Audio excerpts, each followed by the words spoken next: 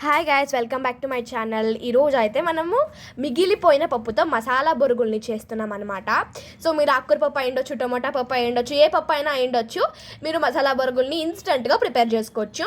అయితే ఈరోజు నేనైతే టొమాటో పప్పు తీసుకున్నాను. సో టొమాటో పప్పు కనుక ఈ గరిట అంతా మిగిలింది అంటే మీకు సేరు బొరుగులు కావాల్సి ఉంటుంది. సో మాకైతే టొమాటో పప్పు 2 గరిటెలు వచ్చింది కనుక మేము ఎక్కువ బొరుగులే వేసుకున్నాము. సో ఈ పప్పుకి మనమైతే 3 టేబుల్ స్పూన్ల పప్పుల పొడి వేసుకున్నాం అనమాట. చూసారు కదా, బొరుగులన్నీ వేసేసుకున్నాము. మాకు కొంచెం ఎక్కువగా మిగిలింది కనుక మేము కొంచెం ఎక్కువగానే బొరుగులు వేసుకుంటున్నాం. సో చూసారు కదా, ఇక్కడైతే మేము 3 టేబుల్ స్పూన్ల పప్పుల పొడి అయితే వేసేసుకున్నాం.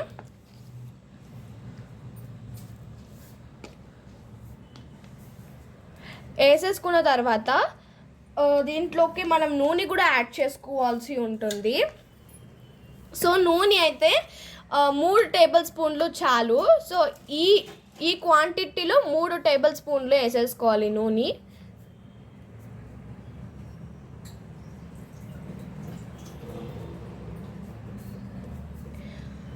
సో ఇది 3 టేబుల్ స్పూన్లు మాకు కొంచెం ఎక్కువగా మిగిలిందని చెప్పాం కదా. సో దానివల్ల మేము కొంచెం ఎక్కువగానే నూనె వేస్తున్నాం.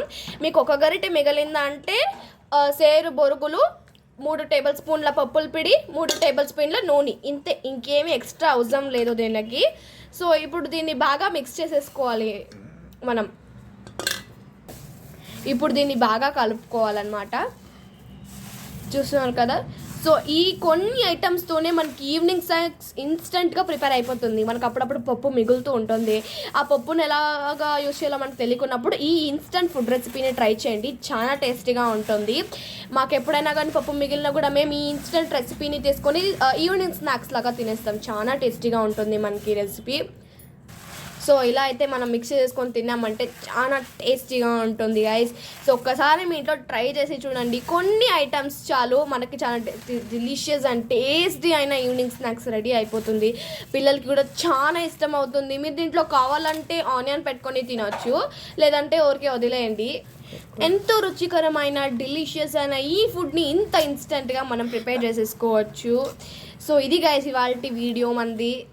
ఇదే విధంగా మీకు చారు మిగిలినా సరే చేసుకోవచ్చు గైస్. చారు అయినా సరే, ఏ చారు అయినా పర్వాలేదు, మీరు చారు మిగిలిన కూడా చేసుకోవచ్చు. కానీ చారు కంటే పప్పు ఇంకా టేస్టీగా ఉంటుంది అన్నమాట. సో మేము పప్పు చేసుకుంటాము. సో ఇదే వీడియోలో మనం చారు కూడా చేసి చూపిస్తాను, ఎందుకంటే మీకు మళ్ళీ చారులో ఏమైనా ఏడ్చానని డౌట్ ఉంటుంది కాబట్టి. ఇదే వీడియోలో నేను పప్పుతో చేసిన బొరుగులు అలాగే చారుతో చేసిన బొరుగులు 2 కూడా నేను మీకు చూపిస్తాను. సో ఇలా అనమాట మాకు ఫైనల్ రిజల్ట్ వచ్చింది. సో బాగా కలుపుకొనేసేయండి. This is for evening snacks. ఇప్పుడు చారుతో చేసిన బొరుగులు చూపిస్తాను. ఇది అనమాట మన ఫైనల్ లుక్. చూసారు కదా ఎంత టేస్టీగా కనిపిస్తుందో. ఇప్పుడు చారుతో చేసేటువంటి బొరుగుల్ని చూద్దాం. ఇప్పుడు చారు బొరుగులు ఎలా చేయాలని చూసుకుందాం.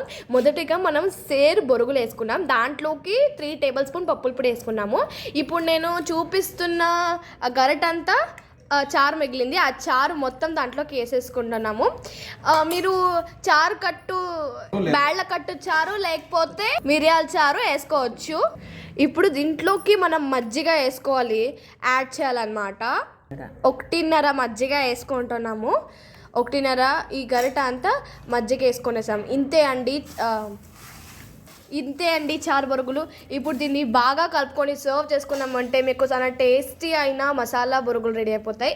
సో ఇంతే అండి చారు బొరుగులు. Thanks for watching this video. Please like and share and subscribe for my channel. మీకు మళ్ళీ నెక్స్ట్ వీడియోలో కలుద్దాం. బాయ్.